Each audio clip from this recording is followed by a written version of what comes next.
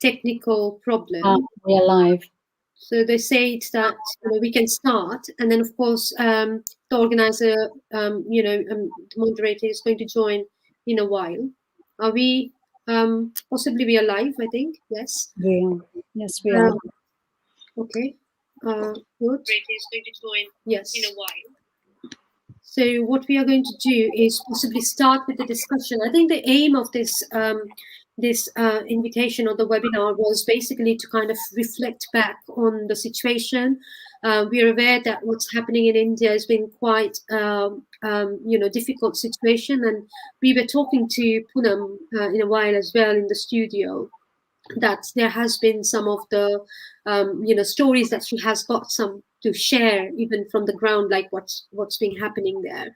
So we want to bring that to life, and I think that through this conversation we're also trying to understand the role of the social media, how the team on the ground is working, or the problems, and so that we can join in and we can make it a more kind of a wider international network. And that's what we were hoping in Leicester as well, and we have got our with us Ms. Kamla Patni, who is the founder director for Cause, and Celebrate Our Similarities has been trying out some of the PEP sessions. We have also been trying to look at some of the very basic mental health first aid trainings that we have been organizing here in Leicester on ground as well. So some of the organizations like South Asian Health Action in Leicester and Celebrate Our Similarities. So what I would say is maybe we can start by looking at what's been happening in India in general, and then we can take it forward, maybe kind of sharing our own experiences. Shall we go to Poonam, who leads the peace education program in India? So, hi Poonam. I know that you were sharing, and of course, I'm very sorry. I know that you've lost your mum as well. So, I mean, no words can actually, help you possibly recover at this stage. But I would say, if possible, if you can share what's been happening, and you have been working with people, so that would be really wonderful. Thank you, Indrani. And I'm Poonam Sharawat from living in Delhi, India. And now I'm in my hometown where my mother was living. My mother passed away just few days back, and 4 of my family members were down with severe COVID. My mother died just due to a lack of proper medical attention, and there was no doctor. My father was just running here and there and arranging some oxygen, but he couldn't arrange anything for her. And there was no doctor just to give her injection, because many doctors resigned their job. They are some are in isolation because they're also infected. Around 2,000 doctors in India are infected with COVID after second dose of vaccination. So there is a very sad stories in India. Every home in India is filled with such type of stories. Not a single home live there where there are no any COVID patient. Somewhere the whole villages are down with COVID. So this is there's no place in the cremation ground for funeral. They are somewhere, they are just they are doing funeral in a river. The bodies are floating in the river. So there's a very sad situation, and the family members who lost their loved ones are very in trauma, and even it's very hard to accept this. And because everyone knows that no one is permanent in this world, everyone has to go. But if your loved one dies just because of the lack of medical attention or proper care, is some regret in your you carry in that I couldn't provide them a good care. So this is a very bad situation in India, and really some type of medical, mental health attention is needed, because people are so afraid. They do not want to come out of their home. They are wearing two mask, gloves, and they are just always just spraying the sanitizers. But still, they are very very afraid, very afraid. They are not afraid of just COVID. They are afraid that they know that if they get COVID, they will not receive any medical attention. So Yes. that's a very serious situation here. And government imposed the lockdown just I think 2 weeks ago.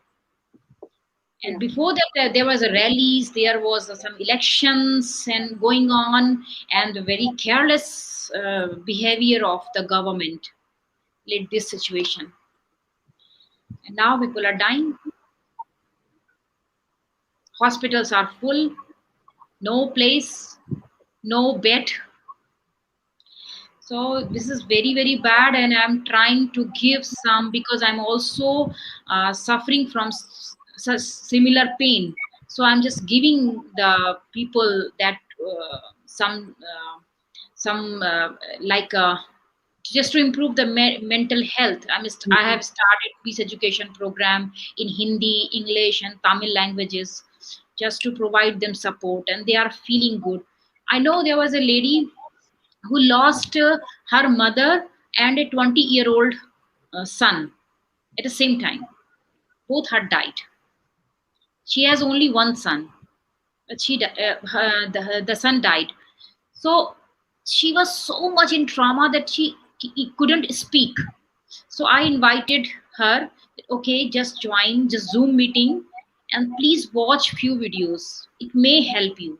And after 2 3 sessions, she messaged me. Then I am feeling bit stable and confident now. Thank you so much for this program. So such type of stories people are just putting on my WhatsApp, that I'm feeling that someone is here to give love and care, to understand the pain, and the provide a good words that can heal our wounds. So I'm very happy that I have done in past 2 months. I have done more than 10 programs, this education programs in different languages. 5 programs a day. I'm scheduling every day 5 programs. So since 9 a.m. From morning to 10:30 in the evening. So just continue all the time, just programs and programs. It is giving support. I have seen that it's really helpful. So I request to everyone and also recommend that this program should go forward and should reach to everyone. And that's all from my side. Thank you so much. Thank you so much. Thank you, Poonam. And I'm so sorry for joining late. I was having some serious technical issues, and I was struggling to, just connect to a different device. But finally, I guess we could make it through. So thank you very much, Dr. Lahiri, Kamla Patni, as well as Poonam Sherawat for joining us this evening. We are very, very happy to have you with us. We have, been thinking on how to really cope with issues in mental health for a very long time now. I remember that we were speaking to Dr. Lahiri as well as Miss Patni last year, and I remember discussing that maybe next year it will be a better situation and we will be, in better places. But unfortunately, it's only getting worse. And for those of us who are in India, and I think Poonam would agree with me, we are going through a very difficult time. But I also realize that for those of you who are not in India and you have friends and family and relatives here, it must be equally difficult. So if you could, share your personal experiences of in how you are trying to cope with the situation, and what kind of mental health issues are you facing specifically when you have to worry about your families in another country and you do not have access to them physically. Dr. Lahiri, if we may start with you, and then if you could ask Yeah, I Ms. think. Patton to take over. Thank you. Yeah, I think it's a good one, because to start with, possibly this kind of discussion, and me and Kamla, like, we have been actually, working here on the grassroots, with other people and hearing many stories. So it's, when you have got, I mean, that's what we were saying, that the Indian diaspora here is very much connected to India. And of course, they've got their families, relatives, friends, and everything. So the connection is very, very deep in that respect. What is it? Is it kind of adds an anxiety to your day-to-day life, I believe, and you tend to stay worried. Even if you're working, you have to then think about, okay, what are the best possible ways we can offer help, and how can we actually then connect with someone who can actually take that responsibility to deliver on ground. It's not, we're talking beyond politics here, of course, because what we have seen, that in COVID situation, so say for example, for the last 1 year, the world has been really, it's not just India, but altogether we have been shattered. But if you look into the political response, there has been quite you know uh, again, I would say sometimes it has been politically biased, sometimes it has been overshadowing things as well. So altogether, I think the expectations are more where people come together and form team and help each other. So we are talking here and looking back at basics. So, as you said, when it comes to mental wellness, I think it's difficult when you navigate through this kind of phase historically. You try to look at something good for the future. But for the last 1 year, no one has been able to look for book a holiday or go somewhere, because they have been all been worrying about what's happening in our day-to-day lives, isn't it? So I think there are different kinds of methods that, me personally, because I have gone through loss as well, and I think that it's very much like, sometimes you say that grief makes you even more stronger, but at the same time, your grief gives you lots of lessons to learn from. And I think it's a kind of a individual interaction. That's why I think that grief is very, very grossly connected to inner peace. So, I mean, grief will be there, of course, and you can't get away from that. But what you can do is you can try and see how your grief, learning from your grief, you can help others. And very much like what Poonam was saying, that she has been doing all the workshops and things, and that's because that she's trying to help others, because she has got a lived experience. So, lived experiences can be very, very powerful. And when it comes to mental wellness, I think some of the ways that I have worked is very much, I think it has to do something with the cognitive side of us as well, where we are using our hands more to do something, whether they be arts, whether they be cooking, whether they be gardening, or even picking up the phone and talking to someone, and someone so I think that has helped me quite a lot, and to keep going through this stage, looking forward to other looking forward to helping others, if you like. So yeah, so that's my story, I would say. I mean, I'll go into a little bit more details maybe on the context of digital media and how we have crafted on that, but I'll pass on to maybe Ms. Kamla Patni to kind of reflect her story, because she has been working on the ground as well, very much.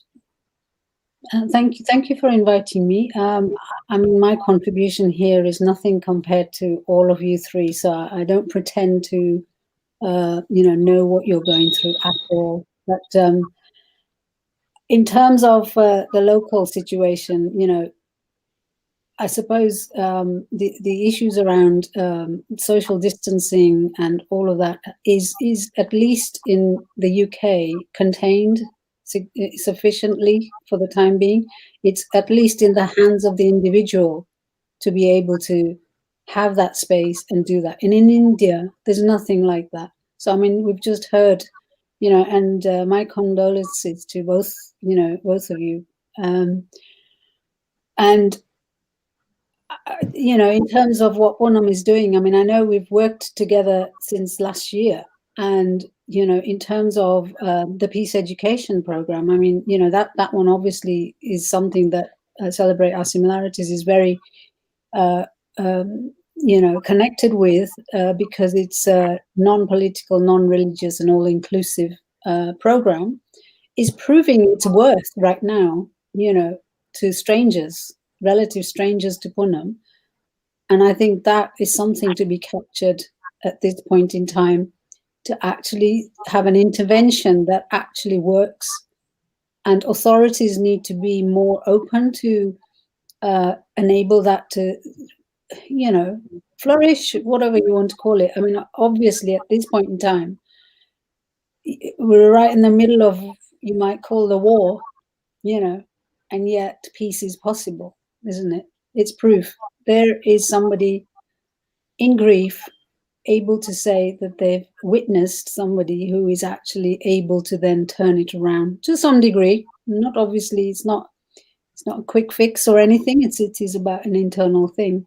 But having heard some other potential panelists that would have come on, there's so much work going on in India that so there's a healing circle. In fact, it's happening right now that I was connected with, and they are daily, trying to get people's well-being in balance for the day. And there's quite a lot of people that join on that. And then, of course, there's Bhavna Aurora. She was going to come. She's a peace ambassador for London Peace Federation, I believe.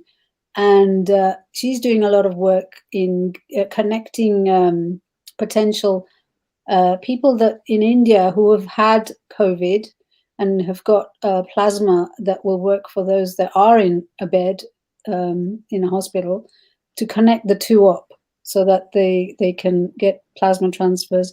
And I don't know if we're able to put that information on the chat for viewers to take that down, because I don't know what the viewership is here, but I think that's a significant area to, and also from my own point of view, having, coming on this session, it's just, it would be useful to know what areas in India both of you are, and what Indrani knows about your own personal family areas.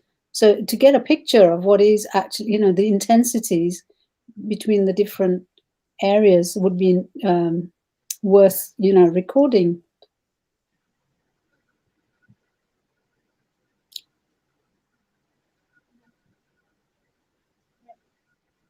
Thank you so much. I think that was a very interesting insight to begin with.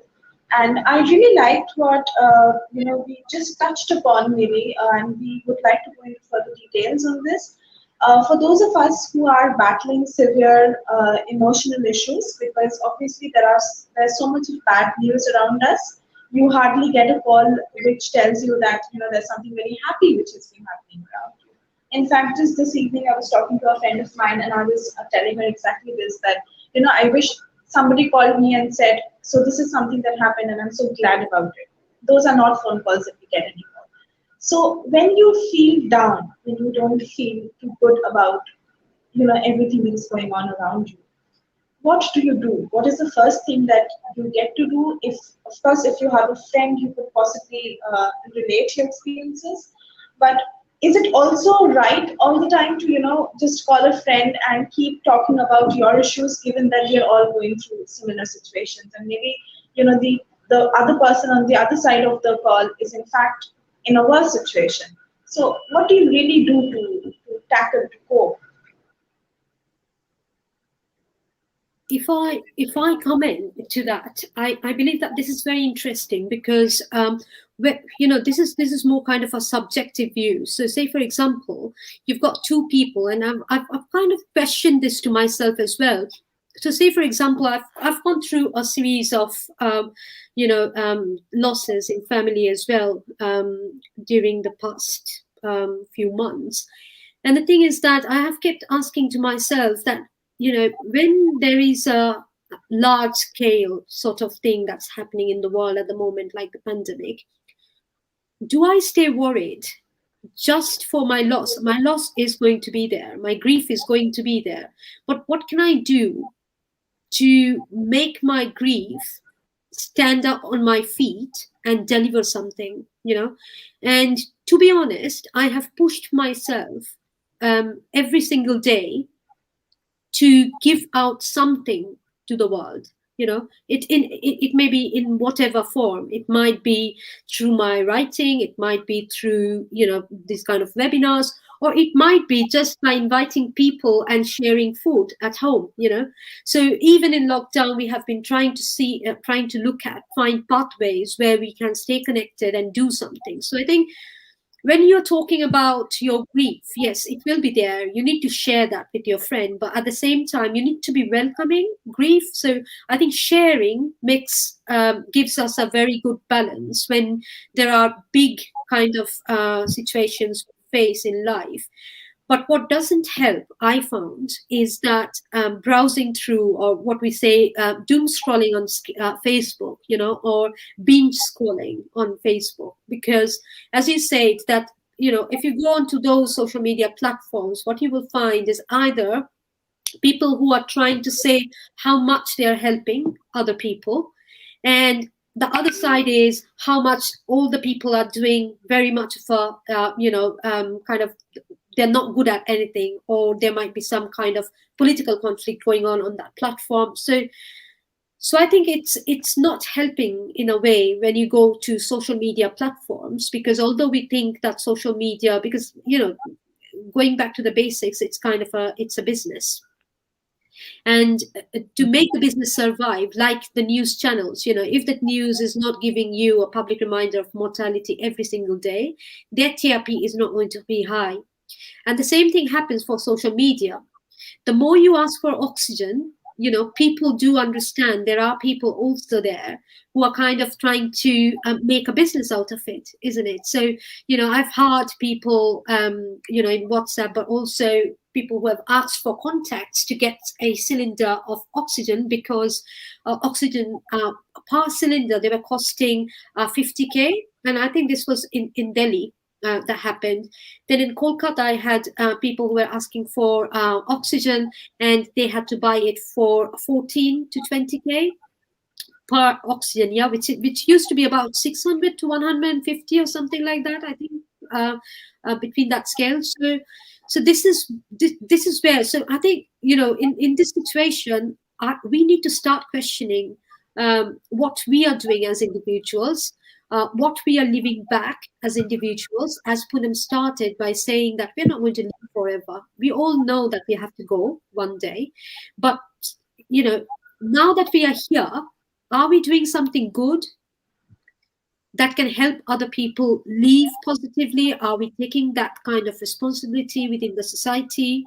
And I think these are some of the things possibly we have to think, other than thinking about a difficult situation and then engaging in online bullying, which has been happening as well, which has been quite high on Facebook during the last couple of months, whether they be given the election situations or they be given, the pandemic situation.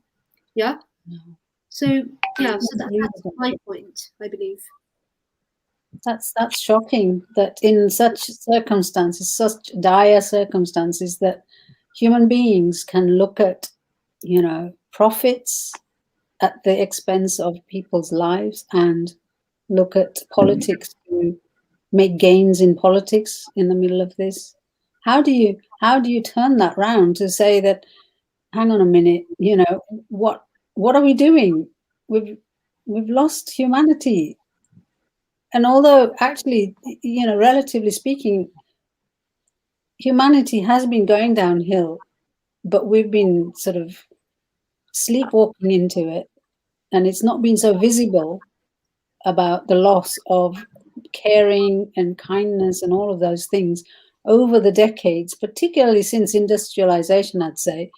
And now it was almost naturally inevitable that some kind of a pandemic or a climate change emergency or anything would happen at this scale at some point in time. It was almost that we were not geared up for it. As human beings, we are so intelligent, or we claim to be so intelligent and able to build massive structures that are so complicated and all of that. But ultimately, we can't even look each other in the eye when it comes down to kindness, and maybe this is the point at which we can turn it around. Well-being may be the top need going forward, but again, I would qualify that by saying we're literally in the middle of the war, as it were, and can't sort of insult anyone by talking about the future in any serious way. So I do acknowledge that maybe this is the time to actually think about these things, but in a sensitive kind of a way, perhaps. Absolutely, yeah. I think so too. And I think we would like to go a little deeper into what Dr. Lahiri was talking about, social media, and why this is becoming more and more relevant with each passing day is because we are spending so much of time on social media, especially now, more than ever before, because earlier, even a year back, a couple of years back, we had other things to do. Now we're all cooped up in little spaces, in small rooms where we don't, mostly we don't like the people we are stuck at home with sometimes. And I think the only ventilation that a lot of us have is social media. And the point here is that it is, a lot of times it is actually doing more harm than good, because I realize and I appreciate the kind of effort that a lot of people in India specifically, we are putting forward on social media. And a lot of this work, a lot of oxygen leads, hospital beds, ICU leads, they are actually coming through social media. Because in most parts of the country, the government is doing very, very little to actually help. But what is also happening at the same time is the fact that every time you open any kind of social media, all you see is people asking for help, crying for help. So what effect is that going to have on somebody's mental health, or maybe for someone who's already struggling in certain ways? How or what is the way to get beyond that? Is my question. If I think if all of you could add in your views, I think we would have something really holistic and helpful. I think it's an interesting point because, of course, we are living in a digital age. We cannot live out of social media. We don't understand the business model of the social media. We are the end users of the social media.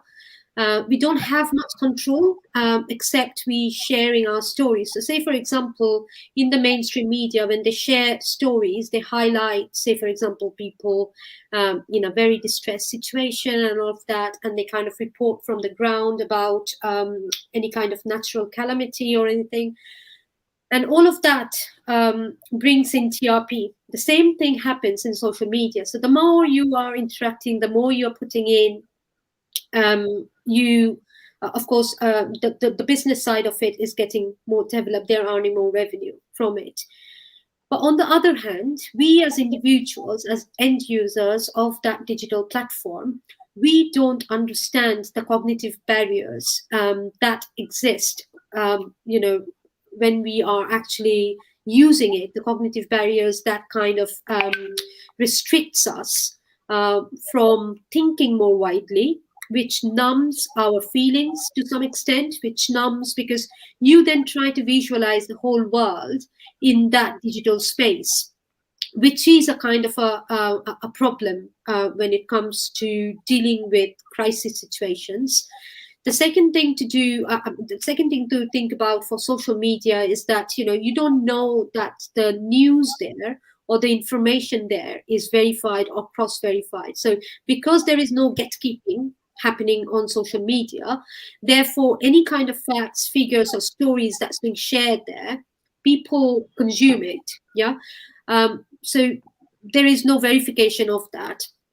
Thirdly, I believe that on social media, how different companies are adapting to social media is by actually adapting to the FOMO technique, which is the fear of missing out technique, and you can see lots of brands are now engaging in human brain and how it works and how this FOMO is very hardwired in our brains. So how people think is very much like the urgency, of course, the social media has brought into our lives. So we are tending to think that if we are not scrolling down, we are missing out on something, some news, something that's happening in my locality, some kind of fashion, anything, any information that kind of attracts us. If we are not on the platform, we are going to miss it out.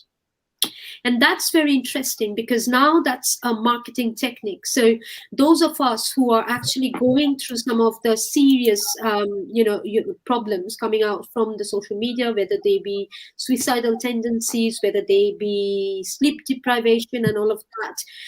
And that's, more and more of the study. If you go into the Lancet journal, you will see that there are more and more studies that's getting populated on that platform. But FOMO was, triggered mostly by content related. FOMO is always basically triggered by any content related to a specific thing that you crave for. Okay, so what social media reminds us is not just what we have. We don't think about what we have. We think about what we don't have, which is very much ingrained in our human consciousness. We always think, okay, we don't have this, we don't have that, we don't have a car, we don't have a house, we don't have this, we don't have that. But we forget that we have got something. We forget the very basics, that some people are rough sleeping. That means they're sleeping outside. They don't have a shelter. They don't have a bed. We have a bed, but we don't kind of look into those things. And that's very, very, very, very important when it comes to digital media, because it kind of numbs your feelings and you crave for more. And, so if you ask someone, so some of our research projects, what we do is we try to understand that cognitive barrier by asking some questions. And some of the questions would look like, can you quantify how many of your friends on social media have taken holidays and how many have not? They will come back with a very, very quick response on who has taken the trips, not who haven't taken the trips. And you will see, interestingly, if they have got about 1,000 friends, maybe 10 of them have taken a break, or they have gone for for a trip, but they kind of don't count the rest of the population who is also their friends on social media. And that's because of the digital divide that we say, digital literacy, digital divide, all of these kind of plays quite a lot.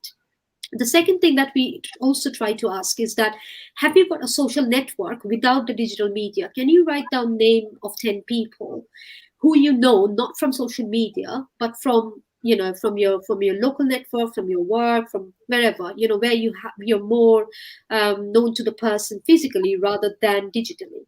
Yeah. And sometimes people, although they have got large networks, they kind of forget they have got more, they get so tuned to the social media platforms that they kind of visualize that as a practical life, or as a physical life, than who they have, who are their neighbors with, they kind of just can't remember their names as well sometimes. The other thing that we also do is to kind of ask them that, do you like to think or write about what you do not have compared to what you do have, like the one that I mentioned before. And it tends to be more on what they don't have on that. And another question is, can you identify bias in locating posts that you seek most? So say, for example, you are after a very nice, say, for example, to purchase something, okay? So you have been browsing something, and of course, Facebook have got embedded algorithms, which are also called web crawlers. And the web crawlers do understand your behavior, and they picks up from that. And of course, that code then matches up, and then kind of they start coming back, showing you the same kind of images or adverts and all of that. What we say by identifying bias in locating posts is that because these web crawlers are everywhere, when you're browsing, they can pick up your behavior not only on Facebook, but also on other platforms that you're browsing, because they have got those cookies embedded, So you have to be very careful about what you're agreeing and what not. Like here we have got now GDPR, which is really good and helpful at times, because you can choose to reject embedding cookies in your system. Not everywhere that's the system, and that's that kind of brings in a bias. So whatever you want, Facebook is going to actually lead you to something that they want you to believe in. So what we say is a more kind of a social marketing approach. What other people have bought from Facebook, from the Facebook adverts and all of that, that becomes very important. The same thing happening in case of the pandemic. We are just starting this study. We are not nowhere middle as well at the moment. But what we have tried doing is to kind of collect posts and try to see what people are posting and all of that, And one of the important things that we have found there is also regarding what I was saying, that habits and behaviors. And what we have learned is that the disruption of sleep and the what we called circadian rhythmicity is a core feature of the mood disorders, which we have seen in people during this time. So there are some studies published in Lancet again, where it has been linked that if you're feeling sleep deprived, if you're off mood, it's all linked to when you are browsing and what you're doing. And the millennials tend to be very much in it, and you will see that many of the millennials, I mean, these days, if you talk to them, they're kind of going to talk about how depressed they are feeling. And this depression doesn't come from their regular work, it comes from that social media posts and all of that. So again, some of the questions that we did actually bring out here, I'm just kind of trying to go back to those questions, is like,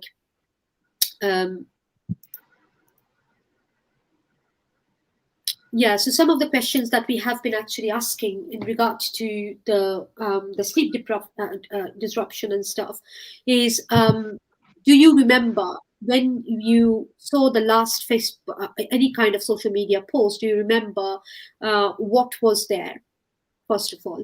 And you will see that they don't remember what they browsed last, but actually they will remember something that has made them worrying about something.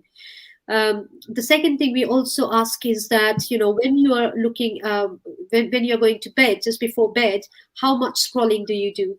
Are you waking up in the morning and first thing that you do, you go back to your social media and kind of check the status and all of that? And you tend to see when people follow this pattern, there is a pattern that comes out of it, which links to a connection, at least something that will show you that there is a connection between how you browse, how much time you spend on social media, to how you're feeling.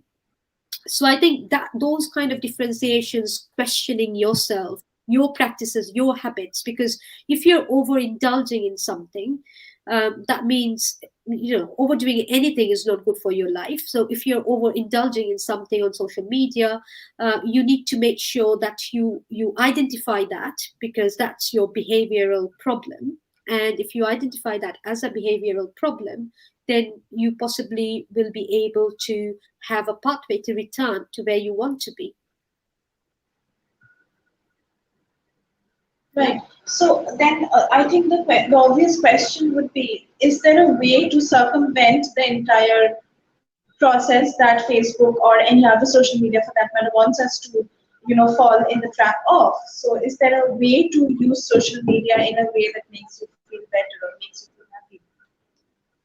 But I think yes. I mean, if I share you my experience, I am on all the social media platforms. I like going on to social media platforms, honestly. But I keep my phone miles away from myself. Sometimes I miss on calls. So, sometimes people just call and say, well, oh, you're not picking up the phone. And say, well, yes. But that's what we say, that are you a phone in hand person? I used to be a phone in hand person, but I've seen that takes me nowhere. It kind of interferes with your daily day-to-day life. It interferes with your day-to-day thoughts. It interferes, and it kind of, in a way, tries to craft how you think as well. because there is this social sort of understanding of success, social understanding of defeat, and there is this subjective understanding of defeat and subjective understanding of success. So how do we join those, and how do we make that balance has to be crafted by an individual. No one can actually give you a prescription to say, well, this is how you need to use it. But what you have to do, I believe, I mean, for my own life, from others, what I have taken in is that you have to understand who you are, what you want, and what is the purpose for you to be on the social media. Is it to kind of look through, are you trying to go there and try to find some negative stories? If you search for that, of course, the same thing happens on Google. If you go onto a Google Scholar and you try to find an article and you type there with some of the keywords that you think it will get you the response that you need, then Google is going to give that to you. And that's how the search engine optimization works, isn't it? So once you change those keywords, you will see that some other stuff is showing up. The same thing happens on Facebook. So it kind of reads where you are replying, what comments you're liking, what you're doing. And after those web crawlers, they understand that pattern, they tend to bring that up, or they pull that up towards the front. They kind of give you these days trending things on Twitter, trending things in Facebook, or I don't know about Facebook, I know very, very little, but there are trending things, and those trending things means that they have pushed it to the people to like it, share it, and all of that. So all of these are planned activity. We, as the end users, we are getting used by those businesses to make their business flourish. And that's all I can say, I mean, in that regard. So understanding your pattern, keeping yourself away from the social media. I'm not saying that, just shut down your social media and don't be on the social media platforms, because there are many things to learn from social media. We shouldn't always say that it's all negative there. It's not. It all comes back to me as an individual. If I say that, oh, well, social media is actually causing trouble for me because I can't concentrate, I keep on going and scrolling, then I will have to think what I can do to restrict my behavior, rather than actually saying, well, social media is doing me harm. Because nobody, I believe this, that nobody in this world can do you harm other than yourself. If you understand your limitations, you can only work on that. Absolutely. Just come in on that. Also, yes, please go ahead. I was just going to say that whilst you were talking, there were like two thoughts that went in my head, and I hope I remember both of them.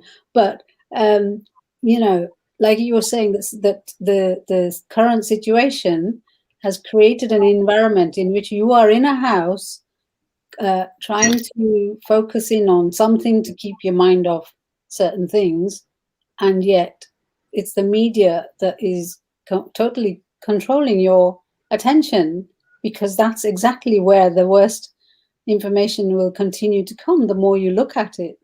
So in a way, we've created a society where the big business has created like you say, the algorithm, or I don't know what phrase you used, that has created an environment in which the individual has to fight the big conglomerate in a way, or not fight, but actually find their root, find their own self, or find their own peace, or find their own path in life against a big organization that is intent on making money out of your trends or your focusing. It just also reminded me that in a way, when you look at the recent situation, on the news, they was just saying, so you had I'm not being political, I'm just being factual here.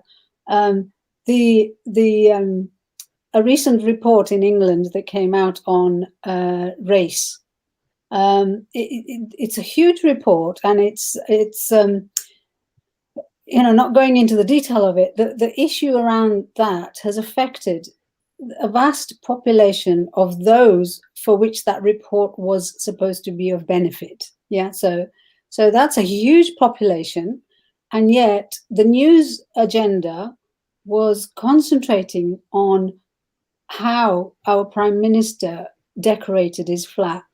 So the amount of coverage that you got on those two, it was sky high on the decoration bit, nothing on the race report, which was so controversial. Now it's in the same way, you know, social media is able to control you. So if you happen to be vulnerable to negative thoughts or whatever, you'll just get sucked into that.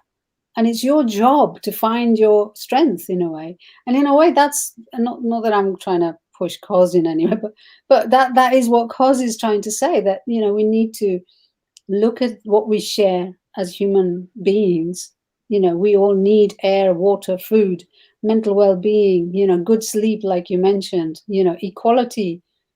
And climate change is going to be another huge issue that's going to, you know, come. And are we all going to just intensify the way we're behaving now? You know, is that the path? How do we bring it round? And you know, so for me, I think that in a way, peace education, coming back to that, if it's working and similar things, you know, it's not to say peace education is, you know, that's my favorite, and I know it works for me anyway. But, you know, in terms of wellness programs that we are have always seen as a side, you know, side order kind of thing, side sort of something peripheral of a vocation or whatever. It's actually going to become center stage now, and it should do, before we lose the focus on the need for well-being to be put on the agenda. You know, so that's sorry, I took the floor there a little bit, but that was my thoughts whilst you were talking. Yeah, absolutely. And I think the other thing that, you know, it kept coming back to my mind every time we talked about social media was the fact that nowadays it's not just us, and it is different, you know, the way in which different age groups have been affected with the pandemic has been very different. But what is also of great concern is the fact that children below the age of 15, sometimes even below the age of 10, have been exposed to social media in a way that they did not have access to before. So most places across the world, we are still having online classes. And I know Dr. Lahiri has a six-year-old at home. I think she's 7 now, is she? She's 6, yeah. Yeah. So you have a 6-year-old at home. So how is she dealing with social media? And I mean, what is her take on it? I mean, I'm very sure that the way we are dealing with the pandemic in general is very different from how children are dealing with the pandemic. And it is probably 1,000 times more difficult for them because we have our networks, we have ways to get over, you know, whatever it is that we are feeling. But how are they dealing with it, and how do you suggest that children deal with these times, and not just the pandemic in general, but also academics and, you know, online classes and and you know, the entire process of going through 6 to 7 hours of screen time on a single day. So how are we going to get through that? Yeah, this is an interesting one. When you are cohabiting in a place with a child who is like, you know, below 15, I would say, who still needs some kind of attention, who needs you to work with them and all of that. It was quite difficult when it was a lockdown situation because, of course, the schools were closed and all of that. At the moment, it's better. The way it has balanced out here is that in schools, of course, what they are giving priority now is not just studying and education and day-to-day classes, but they are giving much more attention on physical exercise. So most of the time when the kids are going to school here, they are outside. Either they are going in the park or they are doing some sort of physical exercise within the classroom and all of that. But through those you know, exercises, they're also learning, which I'm kind of, you know, I quite liked it.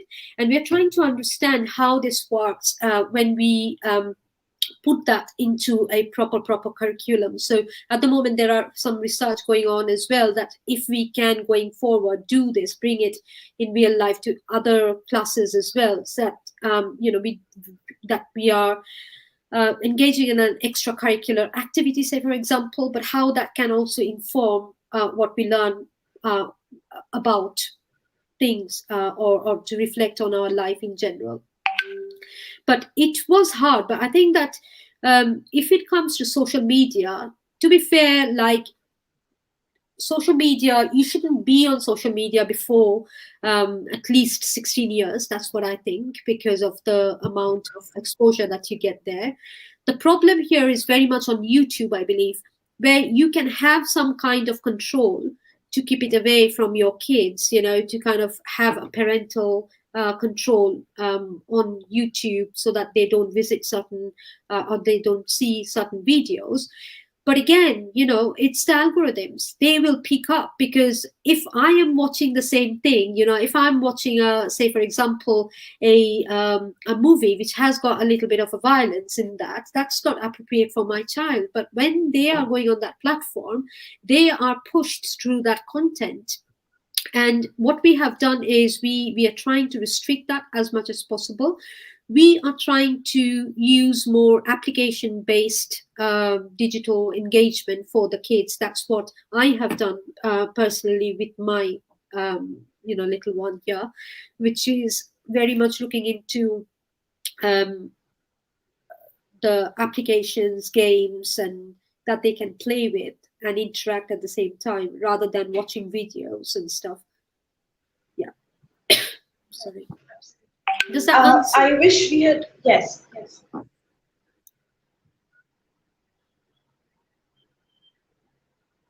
So I wish we had more time because this is a very, very interesting discussion.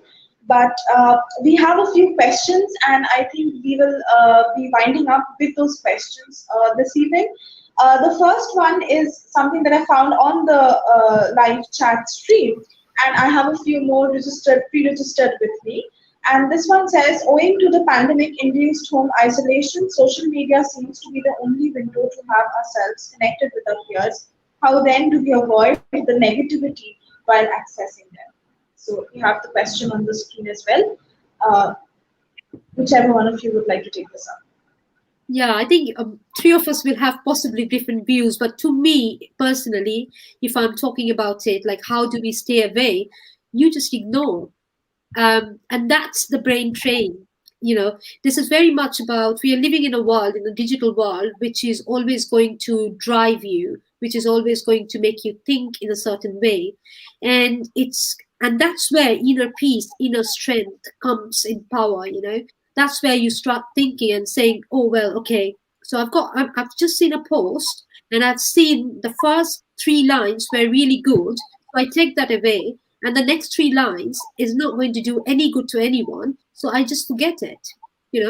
And this is what you need to do. You need to act in a very positive manner, but at the same time you need to think about, I think, what we will say, is there a threat in that message? Is there something that can harm you to think about something, or that might cause some kind of complications in your thoughts? If that is so, then you need to move away from it. And that's basically, even if you look into the social sciences, you will see that there is a theory which is called the social rank theory. And the social rank theory is as a theory of depression, concerns itself with the competition. And that's what you see on social media. So on social media, just like animals, they compete for foods. We as human beings, we compete for different things. Okay. So people sometimes use the social media to exert social control, to show that how they can control the society, but also the thoughts. There is a competition for power or attractiveness. So how do I attract? How do I, I feel quite awkward. That's why, as days have progressed, I have kind of kept very minimal posts on Facebook, because I know that people are going to come and comment, and then they will expect me to engage in that comment. And if I don't engage, then there's going to be a social perception of how I behave on social media platforms. So all of these things have got a very much of a connection to how we as individuals think and how the social media is making us to think. Also, if you're on a social media platform and if you feel subordinate because of a post that you have seen, and possibly here Mr. Datta have asked that kind of question where possibly you feel that, okay, this is really not for me, or I'm not able to do this, or I'm not able to give this to my family, or whatever way you want to take that comment, that understanding makes you much more vulnerable to depression. You don't go into that, means it doesn't mean that if you are feeling bad about a post you go into depression. It's not that simple. But actually when you go through that series of repetitions of those kinds of posts, that might cause some trouble for you. And of course, in order to stay safe from all of that, please do make an informed choice on when you want to be there, not social media driving you, but you driving social media. I think it's a power game. Honestly, it's a power game that we have to play on a very individual level, and it's going to go more higher as we go along, especially. The next question is also from the same person, from Shopnil, and he asks, with various administrations within bracket educational institutions and others not letting down on the workload, how do we still remain productive despite the raging pandemic that is preventing us from focusing properly?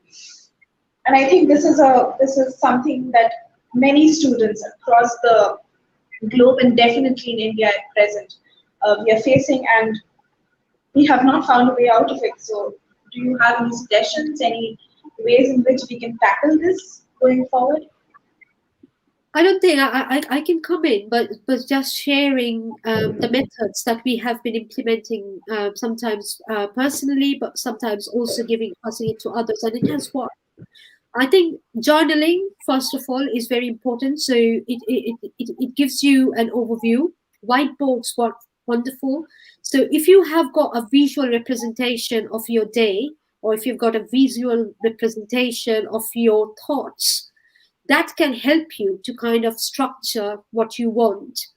And of course, with the high pressure that we are facing at the moment, I would definitely recommend doing the, like Kamla and Poonam was just saying, the peace education that really works wonder, where you kind of go back questioning some of your basic understanding about life and how you see life.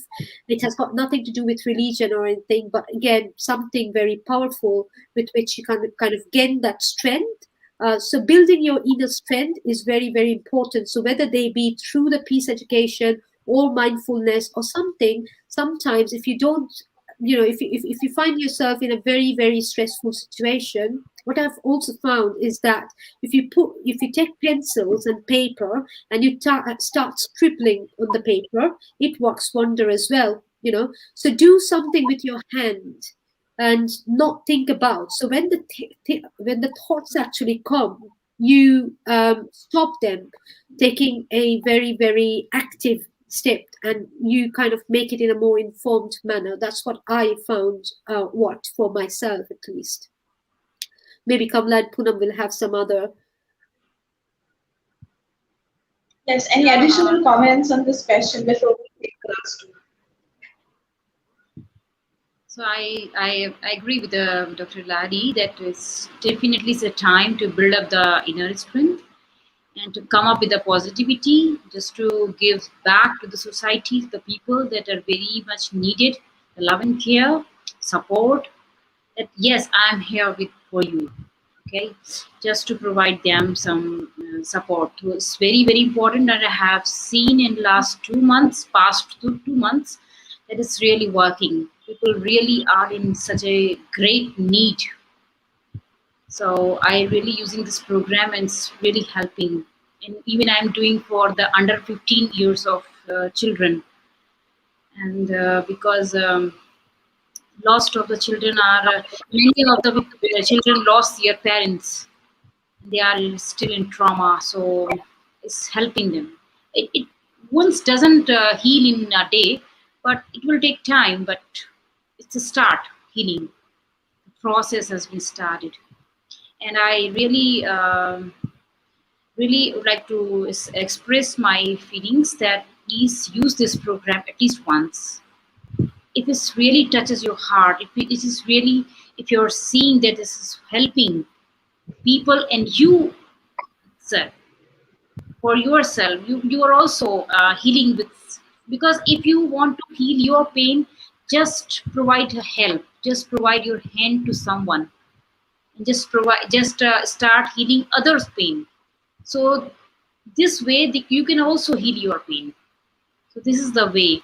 So now we all are citizen of the planet Earth. Now we need to come together, not just Indian or there's the English or Americans or British, whatever, but just to come as a human being and just to provide support. Because now we have social media also. If you use it correctly, it's a very good platform, and very other platforms, online platforms that we can use it and we can connect from any part of globe together, just to share our some experience and just to be a family. Now it's a time to be a family, not to be just separated as a, not to just draw more borders. Now just time to drop the borders and be a family, come together, because this pandemic is not affecting only one country but the whole globe, and all people are same. They feel the same pain, and the tears rolling down on cheeks are same. They're not Indian, not British. They are same. Pain is same. So it's my humble request just to come together and give something to people who are really in pain, really, really in deep pain. Even they cannot say in words. And such, when you are in such a deep trauma, you cannot express your pain. But someone, even whether they are coming through the online platforms virtually, someone, when we connect to each other virtually, it's really helping.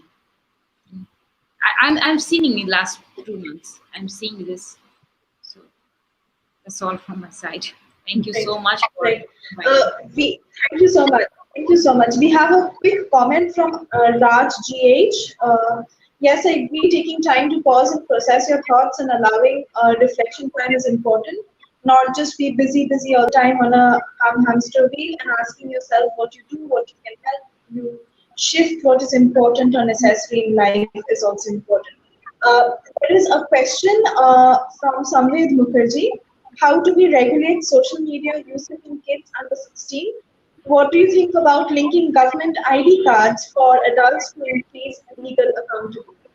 Dr. Lahiri, if you would like to take that up. Well, I would say, I mean, this has come up actually during this time quite a lot, and especially because kids do use the mobile phones from their parents. At least mine does quite a lot. So there is a danger because, of course, social media is there. If the child is following you, they will actually know everything, and their brain works even faster than ours.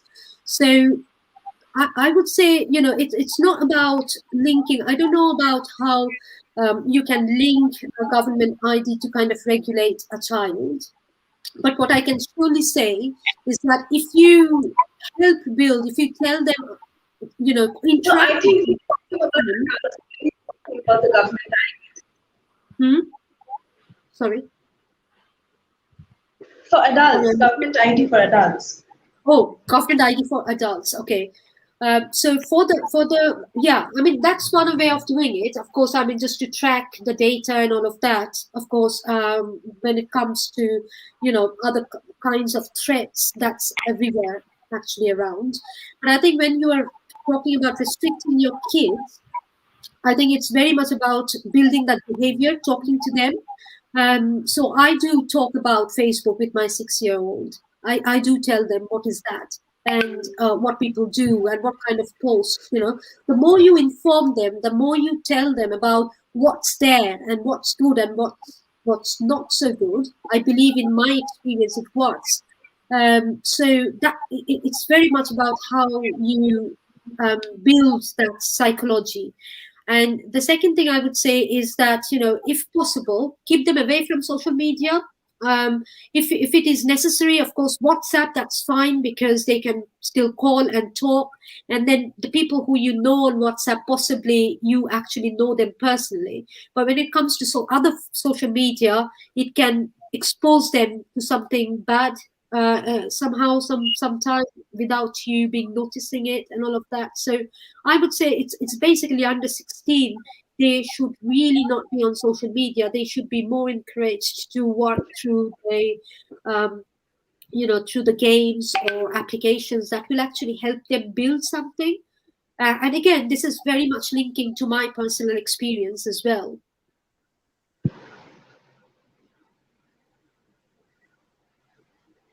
That also brings me to, I've been saying the last two questions for a long time, but these two actually have to be the last questions. So you were talking about creativity. There is a pre-registered question, and the person chooses to be anonymous. Any thought on how to cope in a family where the family is mentally abusive and drains all the willpower to do something productive?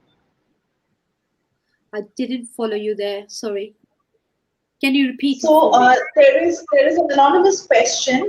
Any thought on how to cope in a family where the family is mentally abusive and drains all the willpower to do something productive?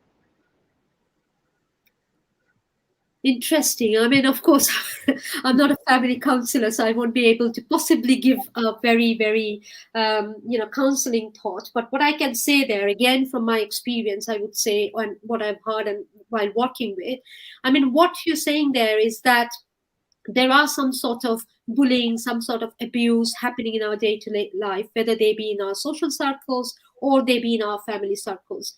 And possibly all of us as human beings, we kind of encounter those. The important thing is here, again, to look back at basics. So what you want in your life, how much you are going to get allow yourself the space to get abused, or how much space are you going to give yourself to be thinking about that abuse or about that bullying. And of course, you don't want to be in a state where you put yourself in a difficult position. But what you will surely do is, for your mental wellness, you will have exit route from that. And that exit route that you craft for yourself is very, very crucial. So if you tell me, okay, how, if I come across a difficult person, how am I going to deal with it? Am I going to respond? Well, no, I'm not going to respond, because response is something that, if someone is abusive, they will expect a response from you. And if you don't respond, it kind of it settles there. It kind of so I think, in a way, what I'm saying here is that you ignore when you are, but of course you remember that that situation as you identify that situation, and if you encounter that in the future, you will be able to bring back the response that you had and that has helped you. Right. Which brings me to my last question this evening, and with this we will be closing the session today. Firstly, thank you so much for joining us this evening. We are very, very grateful to you, because we understand the enormous amount of workload that each of you have at this moment. And some evenings it's just difficult to get across to Dr. Lahiri, because she's very busy on a number of projects. But we really appreciate the amount of time and effort all of you have put into this session. The last question is from Madhurima, who's also one of our team members. And she has asked, India being a third world country, most of our career plans have become stagnant. How do we encourage ourselves to plan for the future amidst such an uncertainty? Difficult question, isn't it? Anyone else would like to take that on? I mean, planning for your future, what you want to do. I mean, I think that the world is going to change. Post-pandemic world is going to look very, very different to where we are now, or to the life that we have been used to before. It's going to change quite a lot.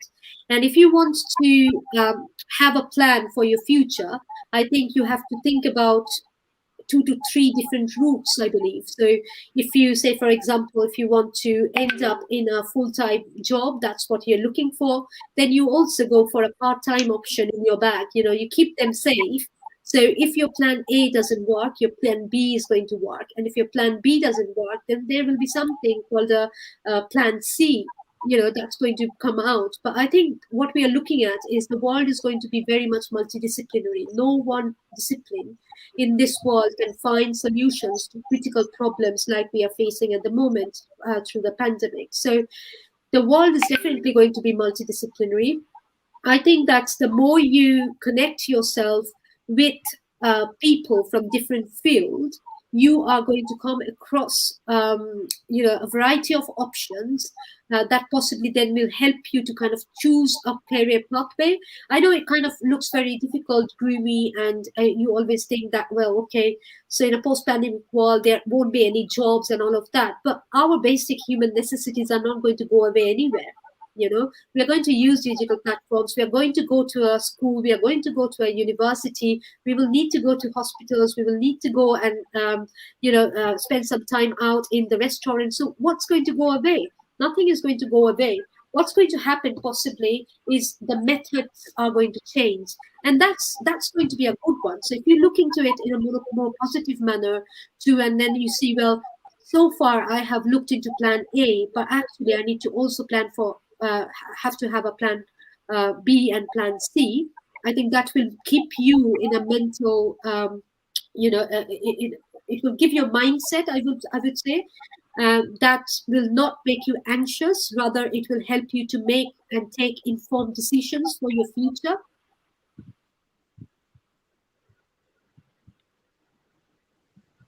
Right. Absolutely. Thank you so much once again for joining us. We will definitely be coming back next Thursday as well, possibly same time, to host further discussions, because it does not end with one session. And in India especially, given that we talk so less about mental health, and it's often not considered okay to say that you're not feeling okay. So we definitely want to use the space as much as possible for addressing issues in mental health. And we look forward to collaborating with both De Montfort University as well as US, UK, in order to take forward initiatives which will definitely help us battle issues in mental health. Thank you so much once again, and thank you to the audience for being so patient with us. Thank you very much. Thank you. Yeah.